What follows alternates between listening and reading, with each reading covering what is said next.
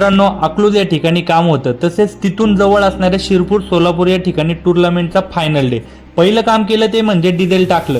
Bablu sir त्या ठिकाणी icon होते, वाट बघत होतो। ते आल्यानंतर गुरुपौर्णिमेच्या सरांच्या पाया पडलो। सर म्हटले असाच यशस्वी हो। ते ठीक आहे सर म्हटलो, आधी नाश्ता सांगा, लय भूक लागली। नाश्ता करायला सरांनी हॉटेलवर गाडी घेतली। त्यांचे मित्र निखिल चव्हाण व जितेन शेळके यांच्याबरोबर नाश्ता केला। बाहेरचा थोडा नजारा बघितला व जितेन शेळके यांची पारगावची टीम सुद्धा फायनल खेळायला त्या ठिकाणी होती। थोडी चर्चा झाल्यानंतर मध्ये पेरू घ्यायला थांबलो। हा उत्कृष्ट जेल तुम्हाला शंभूचा कसा वाटला ते सांगा।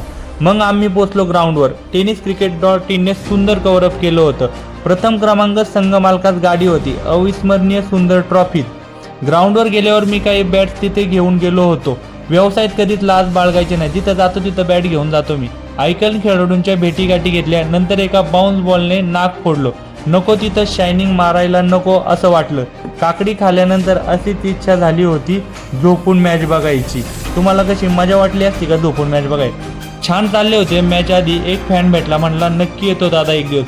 परत काही खेळाडू बॅट घेण्यासाठी आले, त्यांनाही बॅट दाखवले। एवढी भूक लागली होती की 5:30ला जेवायला गेलो। नंतर फायनल बघायला आलो। नंतर वाघाचा डान्स बघून तर एवढी मजा आली की काय सांगू तुम्हाला। नंतर आम्ही परतीच्या प्रवासाला निघालो। एक दिवस असेच आपण कुठेतरी भेटू। धन्यवाद।